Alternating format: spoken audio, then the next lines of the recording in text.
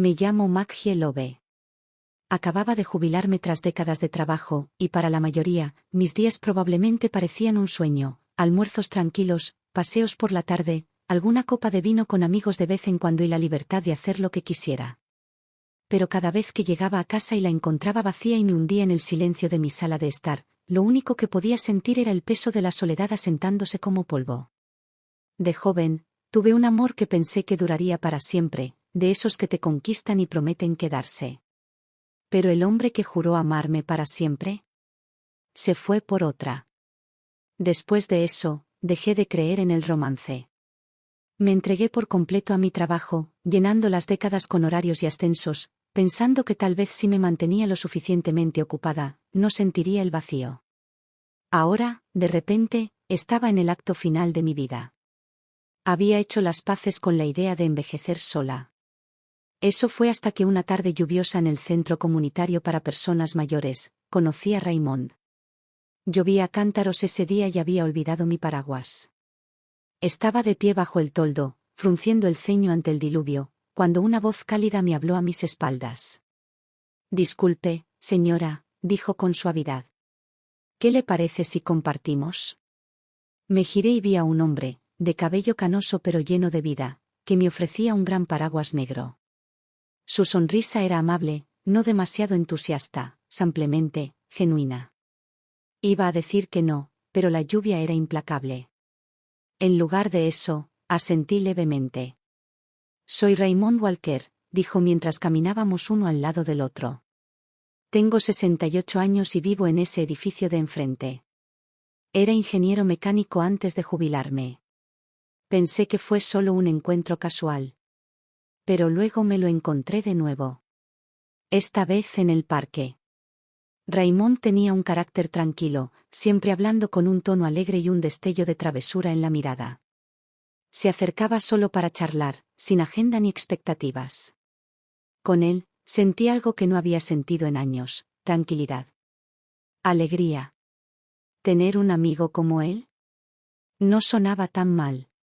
Unos meses después, me invitó a cenar. Cuando entré en su acogedor y un poco desordenado apartamento, no pude evitar preguntar: «Entonces, ¿dónde está tu familia?» Me dio una taza de té y me indicó que me sentara. «Mi esposa falleció hace mucho tiempo», dijo en voz baja. «En realidad, solo he sido yo. He aprendido a manejarlo». Había un destello de tristeza en sus ojos. Conocía esa mirada, la había visto en el espejo. Después de cenar, me sorprendió. Me miró fijamente, serio esta vez. «Maggie», dijo, «¿qué te parecería que viviéramos juntos? No como marido y mujer, si no quieres. Solo, compañeros. Alguien con quien despertar. Alguien con quien compartir la tranquilidad». Me quedé congelado. Mi corazón latía con fuerza en mi pecho como si hubiera olvidado cómo latir correctamente. Solo había pensado en Raymond como amigo.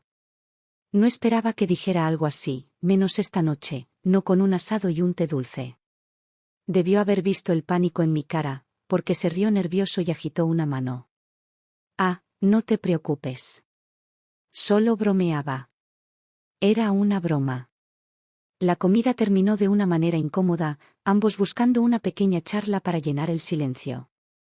Esa noche, acostado en la cama, no podía dejar de repetir sus palabras. Dos personas solitarias, compartiendo el tiempo que nos quedaba. ¿Era realmente una idea tan descabellada? Cuanto más lo pensaba, más empecé a sentir que estaba bien. Entonces tomé mi teléfono, dudé solo un segundo y luego escribí el mensaje. «Creo que me gustaría eso». Una semana después, me mudé a la casa de Raymond. Tal como él dijo, éramos compañeros, nada más y nada menos. Cocinábamos juntos, hacíamos recados juntos y dábamos largos y tranquilos paseos por el parque. La vida tomó un ritmo suave. Raymond tenía una afección cardíaca y necesitaba tomar medicación a diario. Me aseguré de que no se saltara ninguna dosis y vigilé su alimentación concienzudamente. A menudo me sonreía y decía: «Contigo cerca, siento que podría vivir toda una vida más». Para ser sincero, Raymond me trató mejor que nadie. Cada vez que salía, regresaba con pequeñas sorpresas, a veces un ramo de flores, a veces simplemente mi refrigerio favorito de la tienda. Cuando me enfermé, él nunca se separó de mí. Cuando estaba deprimida, hacía cualquier cosa, absolutamente cualquier cosa, para hacerme reír. En algún momento, Raymond dejó de sentirse como un amigo y comenzó a sentirse como en casa. Y comencé a creer que tal vez, solo tal vez, realmente podríamos envejecer juntos. Pero había una sombra que persistía, su hijo, Richard. Por muy amable que fuera, nunca se encariñó conmigo. Siempre mantenía las distancias. Siempre me observaba como si tuviera algo que ocultar. Una vez, lo oí decirle a Raymond: «Papá, ya no eres un niño. ¿No ves lo que busca? ¿Por qué otra razón alguien como ella estaría contigo si no fuera por el dinero?» Hice como si no lo hubiera oído. Algunos muros dentro del corazón de las personas son demasiado altos para escalarlos. No puedes derribarlos. Solo puedes elegir no golpearlos en absoluto. Así que me concentré en estar presente, en ser amable, en ser yo mismo. Pero la felicidad, como aprendí, puede ser frágil. En el tercer invierno de nuestra vida juntos, el corazón de Raymond dejó de latir. Pasó tan rápido, demasiado rápido. Ni siquiera había llegado la ambulancia cuando dejó de respirar en mis brazos. El silencio que siguió fue lo más fuerte que jamás había escuchado. En el funeral, Richard lloró a mares, con los hombros temblorosos. Yo me quedé a un lado, vacía, entumecida. Ni siquiera podía llorar. Raymond se había ido. Y con él, el único calor que me quedaba en esta etapa de mi vida. Al día siguiente del funeral, estaba revisando las pertenencias de Raymond cuando Richard apareció en la casa. «Maggie», dijo, parándose en la puerta como si fuera el dueño del lugar, «tenemos que hablar». Dejé el álbum de fotos y miré hacia arriba. ¿Sobre qué? No perdió el tiempo. Esta casa era de mi padre. Y ahora la recupero. Lo miré atónita. «Richard, sé que tu padre y yo no estábamos casados legalmente, pero durante los últimos 3 años». «¿3 años qué?», me interrumpió bruscamente. «¿Crees que cuidar a mi padre unos años te da derecho a su patrimonio?» Investigué un poco. No hay certificado de matrimonio ni testamento. Legalmente hablando, no tienes derecho a nada. Ninguno. Sentí como un cuchillo retorciéndome el pecho.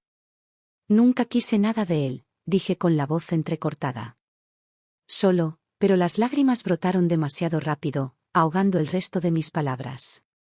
Durante 3 años, amé a ese hombre con todo mi ser. Intenté demostrarle a su familia que no era la mujer que creían. Pensé que tal vez, solo tal vez, verían mi corazón. Pero para ellos, yo no era más que una cazafortunas que se quedó más tiempo del debido. «De acuerdo», dije, obligándome a levantarme a pesar del temblor en las rodillas. «Dame 2 días para empacar». Y 2 días después, saqué mi maleta de lo que solía ser mi casa. Justo antes de salir por la puerta, me giré para mirar la foto enmarcada de Raymond en la pared. Su cálida sonrisa parecía susurrar una disculpa que jamás oiría en voz alta. Regresé a la vieja casa en la que no había vivido durante años. El polvo cubría cada superficie como un manto de silencio. Me llevó una semana entera limpiarlo, habitación por habitación, hasta que pareciera algo habitable. Sobreviví con una pensión modesta. Apenas. Los días se confundían, las noches se alargaban. El dolor en el pecho nunca desapareció.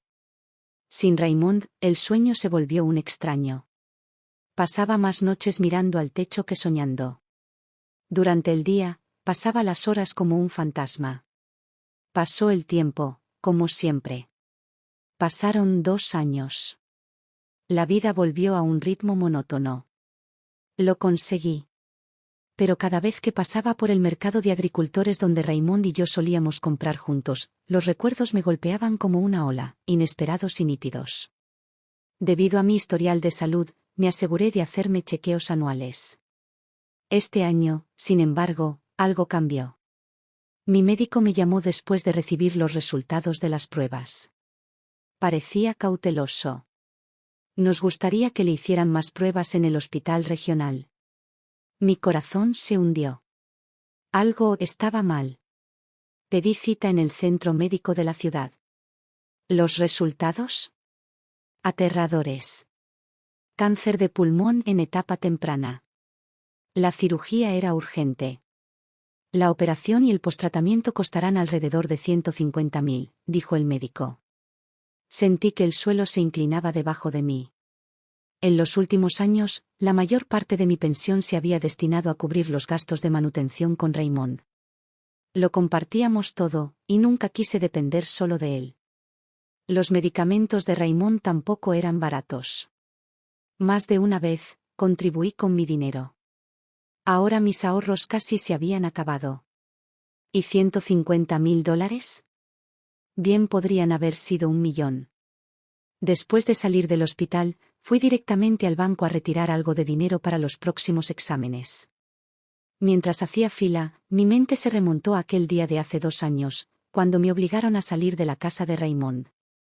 La voz de Richard aún resonaba en mis oídos, aguda y mordaz. Siguiente. La llamada del cajero me sacó de mi ensimismamiento. Me acerqué y le entregué mi libreta y mi identificación. Quisiera retirar $20.000, por favor. La cajera tecleó un momento, luego me miró con una pizca de sorpresa antes de continuar. Tras otra pausa, deslizó el efectivo y la libreta por el mostrador. Señora, ¿le importaría verificar su saldo? Tomé el folleto sin pensar, pero en el momento que vi el número en la última línea, se me cortó la respiración. ¿Qué es esto? Deberían quedar quizás unos miles de dólares en la cuenta. Pero, ahora. 257.000. Ni 5.000.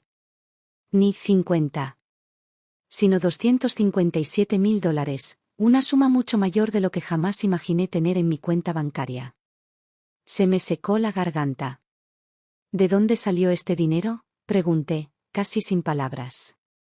Un momento, señora, respondió con un tono profesional. Le pediré a nuestro gerente financiero que lo revise. 5 minutos después, un hombre con un traje azul marino me condujo a su oficina. Se llamaba señor Griffin, de mediana edad, sereno, con ese porte tranquilo que inspira confianza. Giró la pantalla hacia mí, abrió el historial de la cuenta y dijo: Señora Lowe, este dinero proviene de un fideicomiso en vida. Se constituyó hace 3 años y desde entonces se han realizado depósitos trimestrales en esta cuenta. El nombre del titular del fideicomiso es Raymond. Ni siquiera escuché las últimas palabras. Me zumbaban los oídos. ¿Raymond? Nunca mencionó la creación de un fideicomiso. Nunca habló de matrimonio, siempre decía que no quería darme una idea equivocada. Pero ahora, veía la evidencia de un fideicomiso que él había creado para mí, discreta, minuciosa y amorosamente. Más de $250.000, transferidos a lo largo del tiempo, intactos. Se me llenaron los ojos de lágrimas. Así que esta era su manera de decir lo que no podía expresar con palabras. Griffin asintió suavemente. Sí, señora. El fideicomiso la nombra única beneficiaria. Se congeló temporalmente unos meses antes de su fallecimiento, pero se reanudó según lo previsto 30 días después de su muerte. Parpadeé. Espera. ¿Por qué estaba congelado? Dudó. Luego dijo: hay una nota en el sistema, pendiente de revisión de la solicitud de competencia mental. Parece que alguien presentó documentación médica que cuestiona la capacidad cognitiva del señor Walker. Eso detuvo la distribución temporalmente. Se me cayó el corazón. Supe al instante quién lo había hecho. Ricardo. Era él. La frialdad en su mirada, las acusaciones, el desalojo, él lo sabía. Siempre supo de este fideicomiso. E hizo todo lo posible para asegurarse de que yo no viera ni un centavo. Mis dedos se cerraron con fuerza alrededor de la libreta. Mis nudillos se pusieron blancos. Para cuando salí del banco ese día, el cielo se había vuelto gris. Las calles estaban resbaladizas por la lluvia, y la gente corría con paraguas, sin que nadie se diera cuenta de la anciana parada en la acera con lágrimas en los ojos. No estaba llorando por el dinero. Lloré porque Raymond lo había planeado todo desde el principio. Me protegió de la única manera que sabía. No era que no me viera como familia, simplemente sabía que su propio hijo jamás me trataría como tal. Caminé varias manzanas sin darme cuenta de que tenía los zapatos empapados hasta que finalmente entré en un café de la esquina. El lugar estaba cálido y casi vacío. Me senté junto a la ventana, donde había una maceta marchita de romero en el alféizar. La miré, sintiendo una extraña afinidad con sus hojas secas y quebradizas. Pensé que todo había terminado. Pero la vida tiene una extraña forma de resurgir de sus cenizas. Justo cuando crees que se ha oscurecido para siempre, despliega sus alas, silenciosa y obstinada.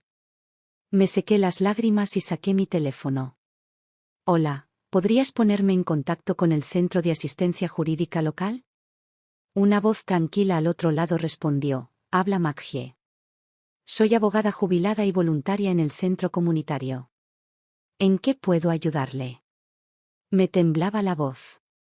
Necesito ayuda para consultar un expediente fiduciario.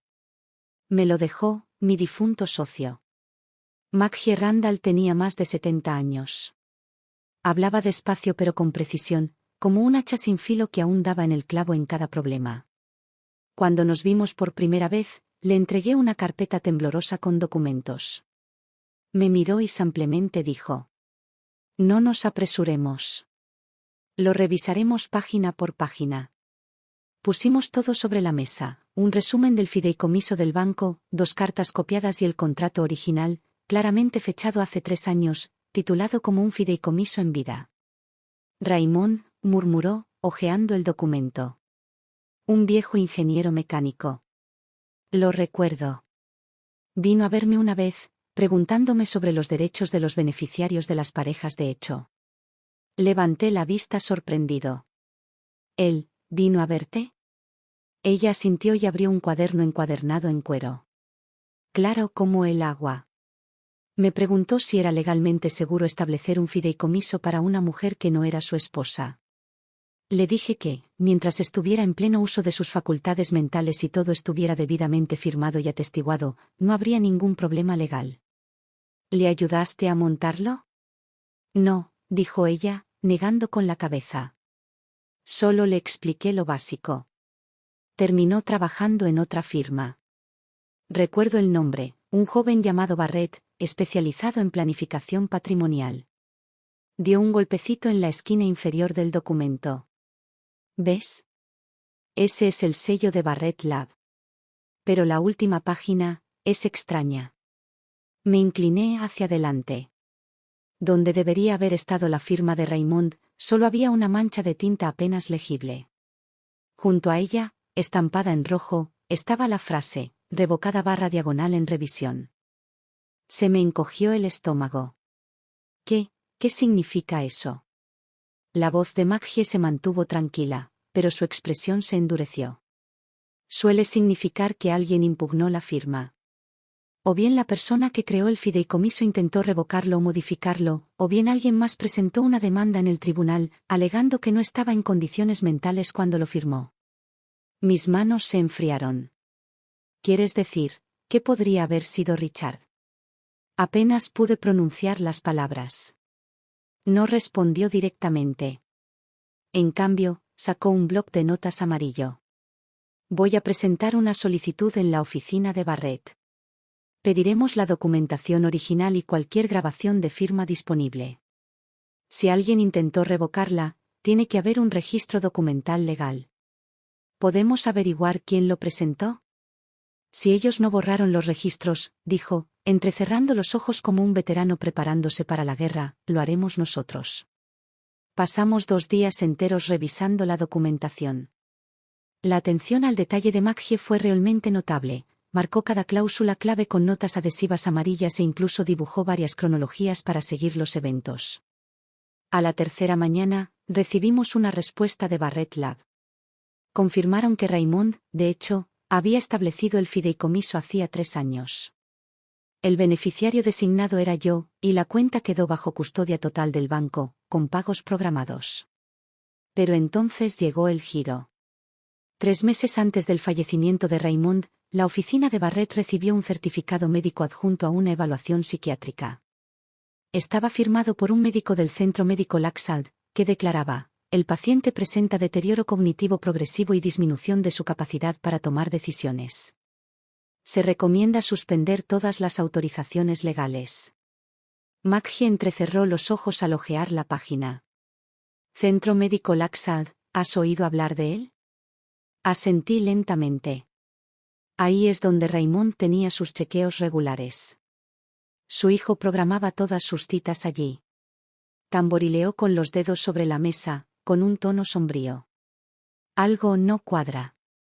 3 meses antes de morir, Raymond seguía yendo a comprar contigo, viendo la tele, e incluso arreglando el fregadero de tu cocina. Eso no es alguien que esté entrando en un deterioro cognitivo. Se me hizo un nudo en la garganta. Esto no fue un diagnóstico erróneo, dije en voz baja. Fue una trampa. Maggie guardó silencio un momento y luego dijo: nuestro próximo paso es solicitar al tribunal que libere los registros originales de competencia mental. Pero también necesitamos algo más, alguien que pueda testificar que Raymond estaba completamente lúcido cuando firmó ese fideicomiso. Intenté descifrar la confusión de recuerdos de aquellos años, y de repente uno se iluminó. Una vez mencionó a un viejo amigo de la Asociación de Ingenieros. George. Dijo que George lo acompañó a firmar los documentos del fideicomiso. Maggie lo anotó inmediatamente. ¿Podemos contactarlo? Dudé. Se mudó al casco antiguo hace unos años. Lo vi una vez. No le iba muy bien, dijo que su salud lo obligaba a quedarse en casa casi todos los días. Maggie se levantó y se puso la gabardina. Luego vamos a buscarlo. ¿Ahora? Mientras el recuerdo esté fresco. Así que allí estábamos, 2 ancianas subiendo al metro, balanceándose a lo largo de las vías hacia los límites desmoronados de la ciudad. Sentados uno al lado del otro, vi mi reflejo en la ventana, cabello plateado, un rostro marcado por los años. Pero en algún lugar bajo las líneas, sentí que algo cobraba vida.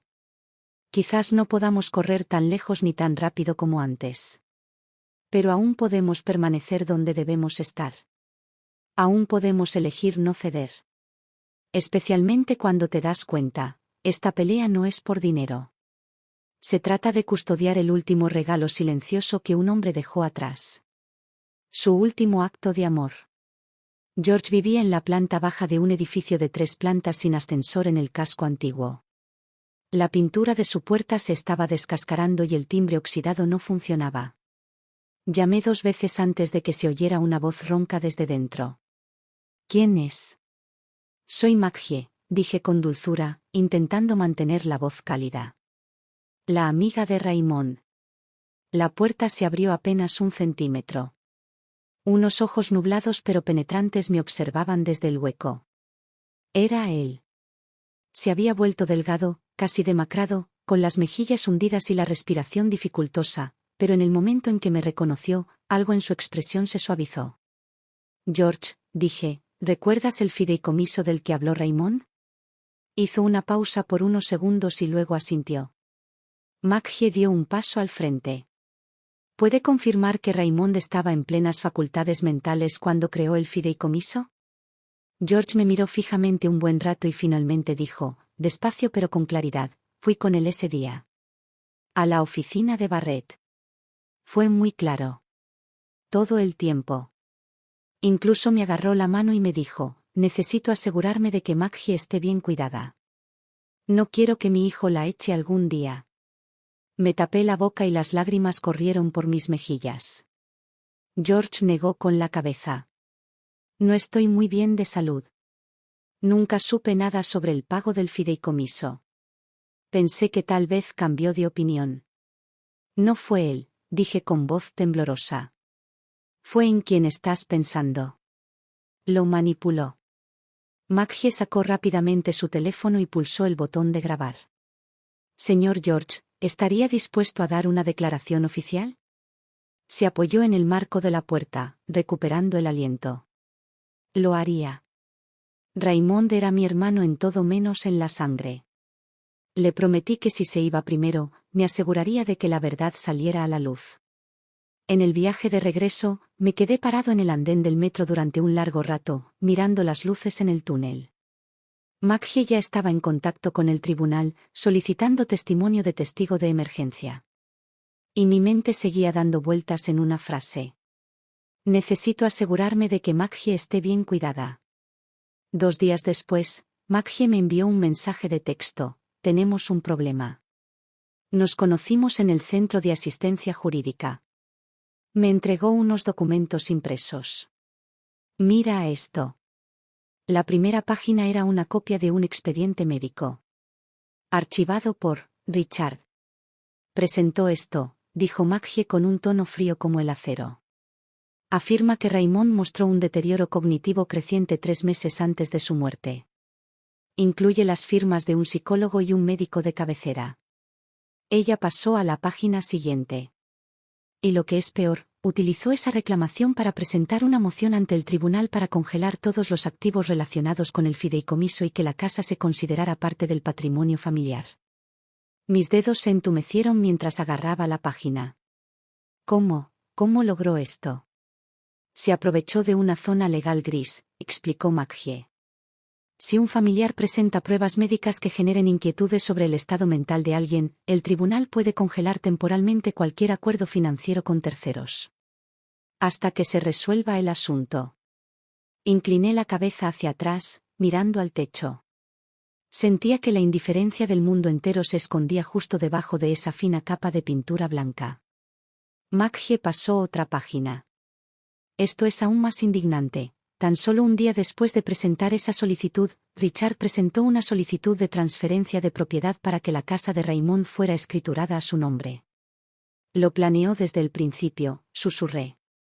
Esto no fue dolor. Fue premeditado. Ella asintió. Y el hecho de que nunca mencionara el fideicomiso significa que siempre supo que existía, solo necesitó tiempo para borrarlo. ¿No es esto criminal? Eso lo decidirá un juez. Si podemos demostrar manipulación de documentos, tergiversación ante el tribunal y obstrucción intencional de bienes, podría ser un caso tanto civil como penal. Pero, hizo una pausa, todavía nos falta una pieza clave para abrir la puerta de par en par. La miré. ¿Qué pieza? Las imágenes de vigilancia. El vídeo original de la firma del fideicomiso. Exhaló lentamente. La oficina de Barrett dijo que el vídeo de ese día fue retirado para su revisión y nunca regresó a su archivo.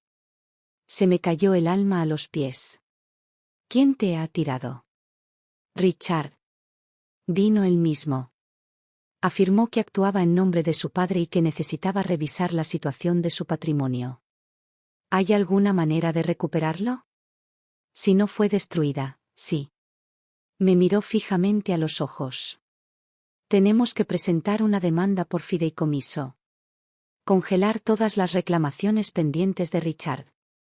Luego, solicitar al tribunal que cite las grabaciones y verifique las credenciales de los médicos que firmaron esas evaluaciones. ¿Quieres decir, demandarlo? Maggie asintió con voz firme e inquebrantable. Sí. Ahora nos toca a nosotros. Esa noche, llegué sola a casa y me senté bajo la tenue luz de la cocina, mirando la vieja taza de Raymond, de un azul profundo, con una pequeña grieta cerca del borde. Él nunca me dejaría tirarlo. Y ahora finalmente entendí por qué. Él lo sabía. Sabía que su hijo jamás respetaría sus decisiones. Sabía que tenía que dejar algo sólido, si quería tener alguna posibilidad de mantenerme firme después de su partida. Y también llegué a comprender algo más. A algunas personas les toma 3 años mostrarte su corazón. Otras solo necesitan 3 segundos para mostrarte quiénes son realmente. Maggie tenía razón. Tuvimos que luchar contra esto. Pero había un problema. Teníamos los extractos bancarios, los documentos del fideicomiso, incluso la página de la firma alterada. Pero lo que no teníamos, la única prueba que podría revelarlo todo, Era un testigo presencial que pudiera confirmar que Raymond había sido plenamente consciente al firmarla. Maggie estaba sentada en mi pequeña mesa de comedor, hojeando los documentos del fideicomiso por 100ª vez. Mira, dijo, señalando una sección censurada. Originalmente decía, testigo presente. Pero el nombre estaba tachado. Frunzó el ceño. Entonces, ¿qué significa eso? Significa que tu pareja estaba con alguien cuando firmó esto, dijo. Simplemente no sabemos quién. Me quedé mirando el espacio vacío de la página. Y de repente, como si alguien hubiera tirado de una cuerda dentro de mi memoria, me impactó. En esa época, recuerdo que solíamos visitar a alguien a menudo. Maggie levantó la vista. ¿Quién? George. Un viejo amigo de la época de Raymond en la ingeniería. En la época en que se firmó el fideicomiso, lo veíamos casi todas las semanas. Hice una pausa y luego dije, un día incluso bromeó, tu hombre me arrastró por si acaso no podía leer la letra pequeña y necesitaba a alguien con quien compartir la culpa. No lo entendí entonces, pero ahora creo que se refería al día en que firmaron los documentos. Maggie cogió su bloc de notas. ¿Recuerdas dónde vive? Barrio Antiguo. Cerca de esa ferretería medio demolida. Cerró la carpeta de golpe. Vamos a buscarlo. Salimos sobre las 3 de la tarde. El edificio era de ladrillo rojo desgastado por el tiempo, sin ascensor, con toallas con flores colgando de los balcones. Maggie llamó a la puerta mientras yo estaba detrás de ella, agarrando una foto de Raymond con el corazón latiéndome con fuerza. La puerta se abrió. George parecía aún más frágil de lo que recordaba, su piel cetrina, su cuerpo encogido, apoyado pesadamente en un bastón de madera oscura. Sus ojos se detuvieron al encontrar los míos. «Eres tú», dijo con voz grave. Le di una pequeña sonrisa esperanzada. «George, ¿te acuerdas de mí?» «Soy Maggie». No le devolvió la sonrisa. Su mirada se volvió hacia adentro, como si se retirara. «¿Por qué estás aquí?» «Quería hablar sobre el día en que Raymond firmó el fideicomiso», dije suavemente. Su rostro se tensó. Negó con la cabeza. «No recuerdo nada de eso». Maggie dio un paso al frente, firme pero educada. «Señor George, solo le preguntamos si estaría dispuesto a confirmar que estuvo presente el día que Raymond firmó los documentos. Él creó ese fideicomiso para...» Dije que no me acuerdo. La voz de George se agudizó de repente. Golpeó el suelo con su bastón para enfatizar. «Han pasado 3 años. Solo soy un anciano, ¿qué recuerdo?» Me quedé congelado, con la boca abierta y las palabras perdidas. Maggie me tiró suavemente de la manga. Sabíamos que era mejor no empujar. Le dimos las gracias y nos fuimos. La puerta se cerró detrás de nosotros y algo dentro de mí se enfrió. Pero Maggie frunció el ceño, no por decepción, sino por cálculo. «Está mintiendo», dijo. «¿Quieres decir que se acuerda?» «Lo recuerda todo». Su voz era tranquila, pero con un filo de acero. «Simplemente no quiere involucrarse». Y la forma en que nos detuvo fue demasiado rápido. Como si lo hubiera ensayado. Sentí un escalofrío recorriendo todo mi cuerpo. Y entonces, como una grieta que se abría en el fondo de mi mente, el pensamiento llegó de golpe. Ricardo. Quizás había llegado hasta George primero. Apenas dormí esa noche. Justo antes del amanecer, saqué una vieja caja de cartón que Raymond había dejado. Dentro había algunas fotos y cartas descoloridas. Justo encima, una foto de él y George, tomada frente a la fábrica. Raymond tenía el brazo sobre el hombro de George, sonriendo como un adolescente. Debajo había un sobre amarillento, firmado, Raymond. «George. Si me voy antes que tú, te pido que cuides de Maggie. Es muy revoltosa, pero tiene el corazón más tierno que conozco. Nunca deja que nadie haga nada por ella. Solo quiero ayudarla una última vez». Las lágrimas llegaron antes de llegar al final. A la mañana siguiente, fui al apartamento de George, con la foto y la carta firmemente apretadas en la mano. Abrió la puerta con la camisa arrugada. Su expresión se endureció al verme. ¿Otra vez? No dije mucho. Simplemente puse la foto y la carta en la silla de mimbre junto a su puerta. No volveré una tercera vez, dije. Pero estas son sus palabras. Haz con ellas lo que quieras. Entonces me di la vuelta y me alejé. No miré hacia atrás para ver si los había recogido. Esa noche, George se sentó solo en su desgastado sillón reclinable, con la fotografía en una mano y la carta en la otra. El tic-tac del reloj de pared resonaba en la pequeña habitación, pero su mirada seguía fija en el papel. Nunca deja que nadie haga nada por ella. Solo quiero ayudarla una última vez. Lo leyó otra vez. Y otra vez. Después de un largo rato, murmuró para sí mismo: vieja mula testaruda, ni siquiera puedes dejarme descansar después de que te hayas ido. A las 8 en punto de la mañana siguiente, oí que llamaban a mi puerta. Cuando lo abrí, George estaba allí, apoyado en su bastón y con su vieja gorra de béisbol torcida sobre su cabeza. Maggie, dijo lentamente, con cada palabra pensada, testificaré. Se me hizo un nudo en la garganta. No pude articular ni una sola palabra. Me miró de arriba abajo y refunfuñó: mi memoria ya no es la de antes. Será mejor que me escribas un guión. No leo mucho, pero te diré exactamente lo que me dijo tu hombre ese día, palabra por palabra. Maggie actuó con rapidez. Presentó una solicitud de emergencia ante el tribunal para obtener testimonio de un testigo. Instalamos una cámara y un micrófono en la sala de George. Llevaba una camisa limpia e incluso se había afeitado la barba desaliñada. Sentado en su silla de mimbre, empezó a hablar despacio, pero con firmeza. Era astuto. Más astuto que yo. Antes de firmar, leyó cada página. 2 veces. Luego me miró y dijo: si descubre que le dejé dinero, probablemente se enfade. Pero no quiero que envejezca sola. Cuando la grabación se detuvo, George se reclinó, con los ojos cerrados, y exhaló como si acabara de dejar descansar algo pesado. Hice lo que tenía que hacer, dijo. De camino a casa, el sol caía con fuerza. Pero por dentro, por primera vez en mucho tiempo, me sentía despejado. No porque la batalla estuviera casi ganada, pero porque finalmente alguien se levantó y dijo la verdad. Nunca imaginé que terminaría en un tribunal. Y mucho menos luchar por un hombre que ya no estaba en este mundo. Contra su propio hijo. Pero ese día había llegado. Esa mañana, me puse mi gabardina gris más sencilla y aferré con fuerza los documentos que Maggie había impreso.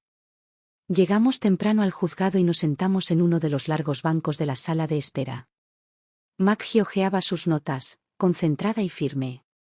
Yo, en cambio, miraba fijamente los paneles de madera frente a nosotros. La bandera estadounidense sobre el estrado del juez se mecía suavemente con el zumbido del aire acondicionado, y por un instante, volví a aquella sala soleada de hace 3 años, Raymond sentado en el sofá diciendo: no tienes que escuchar esos programas de finanzas. Yo me encargo del dinero. Él nunca fue de hacer grandes declaraciones, pero ese día parecía muy serio. El secretario presentó nuestro caso. Nos pusimos de pie y entramos en la sala, un espacio tan silencioso que podía oír mis propios latidos. Richard ya estaba sentado a la mesa del demandante, vestido con un traje oscuro y rígido, con una postura impecable, pero su mirada se desviaba. Cuando me miró, lo hizo con la mirada distante de quien evalúa a una molestia. La jueza era una mujer de unos 50 años, de tono neutro, con un matiz de impaciencia. Estamos aquí para determinar la validez de la solicitud del demandante de anular el fideicomiso en vida establecido por el difunto Raymond Walker, comenzó.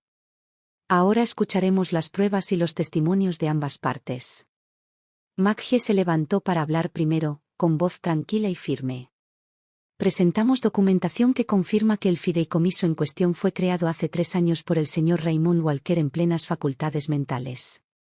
La beneficiaria designada es la demandada, la señora Maggie Love. Le entregó la copia del fideicomiso, los registros de transferencias bancarias y un certificado médico de un médico de cabecera que indicaba funciones cognitivas dentro de los límites normales. Mientras el juez hojeaba las páginas, noté que Richard se removía en su asiento, como si los papeles estuvieran demasiado calientes para tocarlos. Entonces le tocó el turno a su abogado. Un hombre experimentado, cincuentón, de lengua afilada y reflexivo. Presentamos evaluaciones psiquiátricas de los 3 meses anteriores y posteriores a la firma del fideicomiso. Estos registros, firmados por un psiquiatra colegiado, indican: el paciente presentó lapsus de memoria y deterioro del juicio. Se debe restringir la toma de decisiones legales. Se giró y me señaló con un gesto. Además, observamos que este fideicomiso se creó sin informar a la familia del señor Walker ni se tramitó ante el Tribunal de Familia. Hay indicios de un intento de eludir los procedimientos sucesorios legítimos. Maggie sonrió levemente. Era un adulto. Libre para tomar sus propias decisiones. Ninguna ley le obliga a notificar a sus familiares. El juez asintió. Necesitamos más pruebas directas. Ante esto, Maggie le hizo una señal al secretario del tribunal para que activara la pantalla. Comenzó a reproducirse el testimonio en vídeo de George. Allí estaba, sentado en su gastada silla de mimbre, vestido con una camisa limpia, aunque descolorida. Su voz era firme y su mirada penetrante. Lo acompañé al despacho de abogados. Fue más claro que yo. Se puso sus gafas para leer y leyó cada página. Y antes de firmar, dijo: lo hago ahora, porque un día mi hijo podría echarla por dinero. Quiero protegerla. La sala del tribunal quedó en silencio. Al terminar el vídeo, Maggie se puso de pie de nuevo. Este testimonio se grabó bajo supervisión judicial, con la asistencia de un abogado y una transcripción. El testigo no fue instruido ni influenciado. El abogado de Richard intentó contraatacar: reconocemos que el señor George tenía una estrecha amistad con el fallecido. Pero, ¿qué tan creíble es su recuerdo? El tono de Maggie se enfrió. ¿Te refieres a después de visitarlo y sugerirle que podría encargarse de su cuidado de ancianos si se quedaba callado? Richard se levantó de golpe. Era yo quien estaba siendo considerado. Es viejo, intentaba ayudarlo. ¿Qué tiene de malo? El juez golpeó el mazo. Siéntese, señor Walker. Maggie sacó un último documento, una copia escaneada de una carta escrita a mano por Raymond, fechada una semana antes de que se firmara el fideicomiso. Querido hermano George. Has ayudado a Maggie con goteras y bombillas rotas incontables veces. Necesito hacer algo para protegerla de las tormentas que se avecinan. Es terca, no le digas que yo creé el fideicomiso. Cuando la carta fue incorporada como prueba, la situación cambió. El golpe final de Maggie fue una declaración escrita del médico de atención primaria de Raymond. Durante el periodo de fideicomiso, el señor Walker no recibió diagnóstico ni tratamiento por deterioro cognitivo en nuestras instalaciones. Ningún registro respalda la afirmación de incompetencia mental. La jueza levantó la vista con expresión indescifrable. Abogado, ¿tiene algo más que decir? El abogado de Richard hojeó su carpeta y murmuró: no, su señoría. La jueza se aclaró la garganta y leyó la decisión lentamente. Con base en el testimonio, la documentación y las pruebas aportadas, este tribunal determina que el señor Raymond Walker gozaba de pleno derecho al momento de la creación del fideicomiso. El fideicomiso es válido. Se deniega la solicitud de nulidad del demandante. Además, debido a la presentación de historiales médicos potencialmente falsificados, este tribunal se reserva el derecho de abrir una investigación contra los responsables. No oí el resto. Fue como si me hubieran sacado un saco de piedras del pecho. Sentí que Maggie se inclinaba hacia mí y susurraba: ganamos. No respondí. Solo asentí. El rostro de Richard se había vuelto inexpresivo. No volvió a mirarme, simplemente agarró sus papeles y salió sin decir palabra. Cuando Maggie y yo salimos del juzgado aún había luz del día. La brisa en mi cara era suave, del tipo que solo llega con la primavera. Me senté en un banco cerca de la esquina, con la fotocopia de la carta de Raymond a George en las manos. El papel estaba un poco arrugado, pero la letra seguía siendo nítida. Ella es terca, no le digas que yo creé el fideicomiso. Me quedé mirando esa línea y dejé escapar una risa silenciosa. Viejo tonto, susurré. Tan testarudo como siempre. Miré al cielo y dije en voz baja, no te preocupes. Mantuve la línea. Esa noche, por primera vez en mucho tiempo, dormí toda la noche hasta la mañana. Sin sobresaltos al despertar a las 3 de la madrugada. Sin pesadillas con los ojos fríos de Richard mirándome fijamente. Soñé que estaba en el estrecho callejón del viejo mercado de agricultores. Raymond iba delante de mí y gritaba, Maggie. Este puesto tiene las mejores costillas de cerdo, y además frescas. Sonreía, como siempre, con esa desgastada bolsa de lona colgando del brazo. Cuando me desperté, tenía las mejillas húmedas, pero el pecho me parecía ligero. Pero el veredicto no fue el final. Fue solo el principio. Todavía tenía otra pelea por delante, esta vez con mi propio cuerpo. El médico había dicho desde el principio, cuanto antes la cirugía, mejor. Pero con mis finanzas al límite y Richard intentando arruinarme, seguí posponiéndola. Ahora, las cosas eran diferentes. Me hicieron una serie completa de pruebas. La cirugía estaba programada para un viernes por la mañana. La noche antes de mi ingreso, me senté en la cama del hospital y saqué mi pequeño libro de cuentas, el que siempre usaba para anotar gastos. En la esquina de la última página, escribí. Usé el dinero que me dejaste para rehacerme. Ahora quiero arreglarle algo a alguien más. La cirugía salió bien. Cuando desperté, la luz del sol entraba a raudales por la ventana. Una enfermera me sacó a la terraza para que tomara el aire, y observé los tejados de la ciudad con sus aires acondicionados zumbando lentamente en el calor. Por primera vez en mucho tiempo, sentí algo que no sabía cómo describir. No alegría, ni paz, sino una sensación profunda y constante de estar vivo. Durante mi primera semana en casa, pasé los días en la sala, escuchando la brisa susurrar entre el viejo algarrobo que había al otro lado de la ventana. Observaba a las vecinas empujando sus carritos de la compra por la esquina como siempre, con la vida transcurriendo a un ritmo tranquilo. Maggie vino con una taza de café y una pila de papeles. Dijiste que querías hacer algo, dijo, dejando el montón sobre la mesa. Así que, hagámoslo. Miré. Arriba había un formulario de solicitud. En la parte superior, decía. Registro de microsubvenciones para servicios públicos comunitarios. ¿Hablas en serio?, pregunté. Aún te queda parte del fideicomiso. No cuesta mucho. Empieza con poco, $20.000. El resto lo decides tú. Pasé la noche pensando. Por la mañana ya sabía lo que quería. De mi puño y letra completé el formulario. Nombre del proyecto. Grupo objetivo de la segunda oportunidad dorada. Personas mayores que viven solas, jubilados viudos, beneficiarios de asistencia jurídica, solicitantes de apoyo en materia de salud mental. Maggie me ayudó a presentar la documentación, registrar el proyecto y contactar con la oficina local de asistencia legal. Incluso trajo a algunos abogados jubilados que ofrecieron su tiempo como voluntarios y contactó con la clínica de salud del barrio para forjar una colaboración. Había comenzado. Vacié la habitación de invitados de mi antiguo apartamento y la convertí en un pequeño espacio de reuniones. Nada del otro mundo, pero fue suficiente. La primera visita fue la señora Liu, de abajo. Se sentó con cuidado en el viejo sofá, cubierto con una sencilla tela blanca de algodón, y dijo en voz baja e insegura, después de que mi esposo falleció, su hijo empezó a presionarme para que pusiera la casa a su nombre. No fui a la escuela. No lo entiendo. Le di una taza de té caliente. Tómate tu tiempo, le dije. Aquí no tenemos prisa. Y no asustamos a nadie. Cuando la acompañé hasta la puerta más tarde, me agarró la mano y susurró, gracias. Tenía mucho miedo de que nadie me escuchara.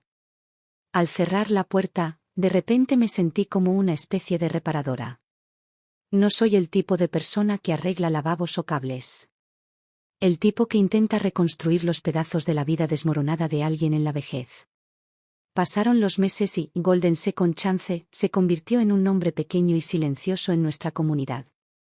Algunos vinieron con preguntas sobre la herencia, sin saber cómo tratar con sus hijos. Otros simplemente vinieron a sentarse en silencio, cansados de estar solos y necesitando el sonido de otra voz humana. La gente empezó a llamarme el verdadero ángel para nosotros los mayores. Y cada vez que lo oía, una cálida vergüenza subía a mi pecho. No soy ningún ángel. Simplemente dejé de vivir bajo la vergüenza y el silencio. Un día, mientras ordenaba la sala de reuniones, me encontré de nuevo con la carta de Raimonda George. Leí la última línea, con los dedos apoyados en el papel. Nunca deja que nadie haga nada por ella. Solo quiero ayudarla, una última vez. Lo leí en voz alta, con una voz apenas superior a un susurro. Ahora me toca a mí, dije, ayudar a alguien más. El día que ganamos la demanda, Richard no dijo ni una palabra.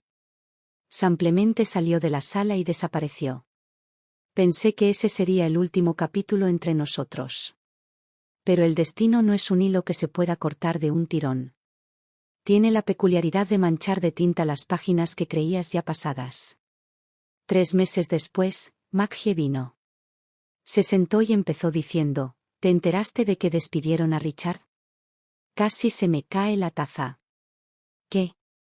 Después de la audiencia, alguien avisó anónimamente a su empresa sobre los documentos médicos falsificados. Ella sacó un recorte de periódico de su bolso. El titular era breve, pero impactante. Gerente de proyecto inmobiliario bajo investigación por fraude fiduciario, la empresa inicia una revisión interna. Me quedé mirando las letras negras en negrita, en silencio por un largo momento. ¿Qué pasó? Pregunté, finalmente. Lo suspendieron 30 días. Luego, lo dejaron ir. Sin indemnización. Solté un suspiro. Se lo merece. Maggie no respondió al principio. Luego dijo, casi como una advertencia, subestimó lo rápido que avanza el mundo, sobre todo cuando un hombre de mediana edad está sin trabajo. Más tarde, escuché el resto, en fragmentos, chismes que se comentaban en la entrada del supermercado. Dicen que su esposa se mudó. Se mudó hace meses. Hipotecó en secreto su propiedad para pagar tarjetas de crédito, pensando que ganaría en los tribunales, perdió el caso y el dinero. Está de vuelta con sus padres con el niño. Ese niño ya ni siquiera le habla. Ese hombre, se creía tan listo. Tan listo que se quedó sin nadie que hablara por él. Escuché. No añadí ni una palabra. Pero por dentro sentí algo que no esperaba. No fue satisfacción. Tampoco fue lástima. Era algo más silencioso, más pesado. Así que el karma existe después de todo, pensé. Simplemente camina más lento que nosotros. Una tarde de principios de otoño, bajé a sacar la basura. El cielo estaba nublado y el viento había arreciado. Justo cuando me giraba para volver adentro, vi una figura de pie bajo el viejo alcanforero en la esquina de la calle. Ni muy cerca. Ni muy lejos. Como si alguien estuviera esperando, o de paso. Fingí no verlo. A la mañana siguiente, cuando salí a comprar leche, él estaba allí otra vez. Esta vez, más cerca. Vestía una sudadera descolorida, el pelo revuelto, las manos metidas en los bolsillos y el rostro rígido y pálido. Al tercer día, estaba sentado en mi puerta. Cuando descorrí la cortina, lo vi desplomado en los escalones, agarrando una bolsa de lona como si contuviera todo lo que le quedaba. Parecía alguien que no hubiera dormido en casa en días. No abrí la puerta de inmediato. Me tomó 10 minutos atarme los zapatos y decidirme. Cuando finalmente lo abrí, entró una ráfaga de viento que traía consigo un montón de hojas secas. Nos miramos a los ojos. No hubo palabras. Luego bajó la mirada y se aclaró la garganta, con la voz ronca. No estoy aquí para causar problemas. Solo vine a preguntar una cosa. Esperé. Tragó saliva con fuerza, como si le doliera oír las palabras. No tengo a dónde ir. No lo invité a entrar. Me quedé en la puerta y pregunté con calma, ¿y tus amigos? ¿Tu esposa? ¿Tu hijo? Mantuvo la cabeza gacha. Nadie quiere verme. ¿Y entonces para qué estás aquí? ¿Qué quieres de mí? Hubo una pausa. Entonces llegó la respuesta, pesada y amarga, solo, un lugar donde quedarme. Por un tiempo. Mi mano seguía apoyada en la manija de la puerta. No me moví. No necesité decir nada inmediatamente porque sabía que él necesitaba esto más de lo que yo necesitaba responder. Fue entonces cuando lo comprendí, él no había venido a mí primero. Había tocado todas las puertas que se le ocurrieron. Había oído cada no. Había sentido que cada hombro se enfriaba. Y después de todo eso, vino aquí. No por dignidad. Pero finalmente dejó atrás los restos de orgullo a los que se aferraba. Asentí. Hay una habitación libre abajo. La antigua habitación de invitados. Puedes quedarte 3 meses. Levantó la cabeza bruscamente, con los ojos inyectados en sangre. Por un instante, pareció que ni siquiera podía decir gracias. Continué con voz firme. Durante esos 3 meses, te pondré en contacto con un trabajador social y algunos recursos locales. Puedes aceptar la ayuda o dejarla. Después, estarás solo. Y a partir de hoy, no permitiré que vuelvas a hacerle daño a nadie. Él asintió, como un hombre que finalmente había sido sacado de aguas profundas. Antes de que entrara, le di una toalla limpia para que se secara la cara. Luego le di un par de calcetines limpios. Se sentó en silencio a la mesa de la cocina y comió un tazón de gachas de arroz. No le pregunté cómo estaba. No lo inundé con mi compasión. Cuando se levantó para salir de la cocina, simplemente le dije: antes de morir, tu padre seguía esperando que algún día lo descubrieras, que ser un hombre decente no tiene nada que ver con lo que ganas o pierdes, sino con seguir el camino correcto. No se dio la vuelta. No dijo ni una palabra. Pero yo sabía que me escuchaba. Esa noche me senté en el borde de mi cama durante un largo rato. No lo había perdonado. Pero tampoco estaba dispuesto a vivir el resto de mi vida arrastrando odio detrás de mí. Elegí ayudarlo una vez, no porque hubiera cambiado, sino porque finalmente tuve la fuerza para no dejarme quebrantar por él. ¿Preguntas si fue misericordia? No. Fue claridad. Hay un tipo de dignidad en este mundo que no proviene de ganar. Esto se logra manteniéndose firme. Yo me quedé con el mío. ¿Y él? Apenas está empezando a aprender. Después de mudarse a la habitación de invitados de la planta baja, apenas hablamos. No hice ningún esfuerzo por cuidarlo y él nunca inició una sola conversación. Comía tranquilamente, mantenía el lugar limpio y a veces iba al centro comunitario a inscribirse para los turnos de voluntariado. Nadie allí sabía quién era. Algunas noches, lo oía pasearse por la habitación de abajo. Pasos largos y arrastrados, como si no le fuera fácil conciliar el sueño. A veces, regresaba con solicitudes de empleo. Las tiraba sobre la mesa con un suspiro y los hombros encorvados. ¿Qué hacías antes?, pregunté un día, de pasada. Miró hacia abajo y murmuró: gerente de proyecto. Asentí. Entonces aún estás a tiempo de aprender a escribir tu propia carta de presentación. Soltó una risa seca. A mi edad. ¿Quién me va a contratar ahora? No te ofrecí consuelo. Solo dije: con más razón debes entender que nadie va a venir a salvarte. No hablamos mucho después de esa comida. 2 semanas después de cenar, yo estaba en la cocina lavando platos cuando él se quedó en la puerta. Me observó durante un rato antes de hablar finalmente. Solía odiarte. No dejé de frotar. Solo lo saludé con un pequeño sonido. Pensé que solo te acercabas a mi papá por lo que tenía, dijo. El agua sonaba fuerte en el lavabo, ahogando mi respiración. Continuó, con la voz más débil. Pero ahora lo entiendo. Lo que te dejó, no era dinero. Era amor. Lo que quería proteger. Una pausa. Y yo, en aquel entonces, intenté quitárselo. Incluso al final. La habitación quedó en silencio, salvo por el goteo del grifo. Dejé el plato y me di la vuelta. ¿Y ahora lo ves? Él asintió y soltó una risa breve y amarga. He estado aquí viendo tu proyecto, segunda oportunidad. ¿La gente que entra? La mayoría está destrozada. Y, sin embargo, todos aún conservan alguna esperanza. Respiró hondo. ¿Y yo? Ni siquiera merecía la palabra esperanza. No interrumpí. Volvió a levantar la vista. Gracias, de verdad. Pero ya no puedo quedarme aquí. Parpadeé. ¿Encontraste otro sitio a donde ir? Negó con la cabeza. Todavía no. Pero no puedo seguir apoyándome en ti así.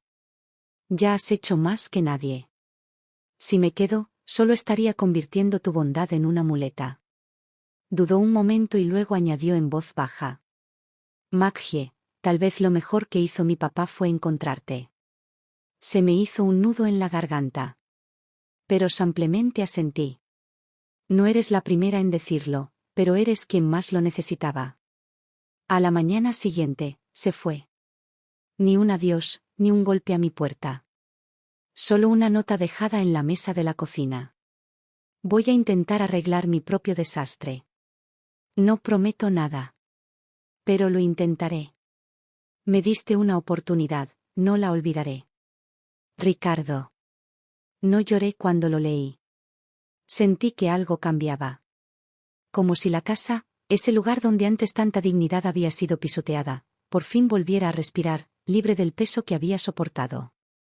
No era su madrastra. No era su enemiga. Y no iba a ser su plan de rescate. Yo era la compañera de Raymond. Una mujer que una vez decidió ayudar a su hijo y luego lo dejó ir. No perseguí a Richard. Simplemente limpié la habitación de invitados, reemplacé las sábanas y dejé mi viejo libro favorito junto a la almohada. La puerta permaneció abierta. La próxima persona que busque una segunda oportunidad podría ya estar en camino. ¿Cuántas veces puede realmente una persona empezar de nuevo? Me lo he preguntado. Después de que Raymond falleciera. Después de que me echaran de casa. Después de que me dijeran, sola en un frío consultorio médico, que tenía cáncer de pulmón. Solía pensar que empezar de nuevo era un privilegio reservado para los jóvenes. Pero ahora lo sé, empezar de nuevo no es un evento.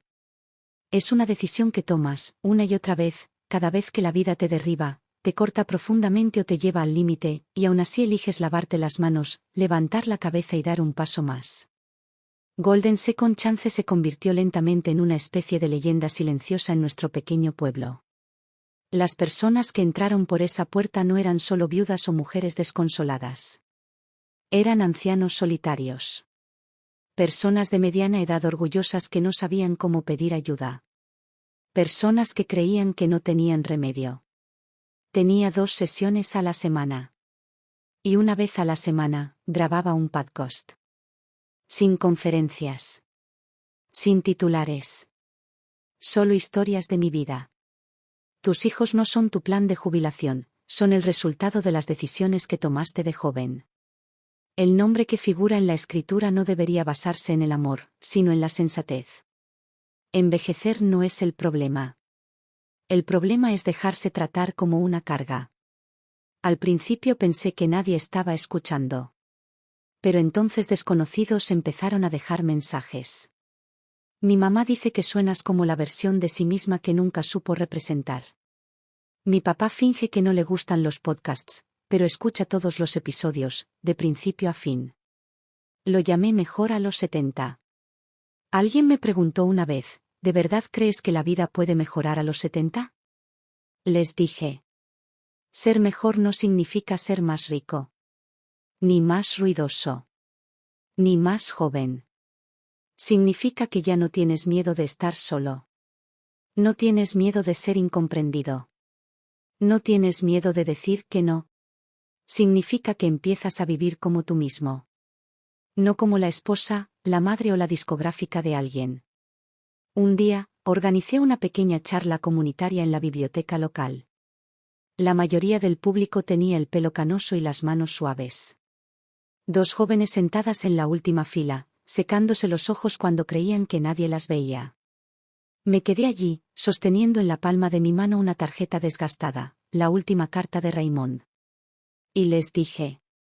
Muchos creen que su vida ya está escrita. Que es demasiado tarde. Pero tenía 66 años cuando me echaron de casa. 66 cuando me diagnosticaron cáncer. 68 cuando comparecí ante un tribunal. 69 cuando me operaron.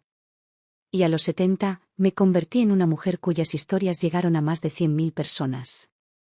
No porque sea especial, sino porque finalmente creí que merecía un capítulo solo para mí. Esa noche, mientras caminaba a casa bajo el cielo más azul que había visto en meses, saqué mi teléfono. Abrí mi aplicación de grabación. Y en el micrófono dije: Bienvenidos a Betterat 70. Soy Maggie. Hoy quiero hablar sobre la palabra vejez. Es una palabra que mucha gente malinterpreta. No es el final. Es la primera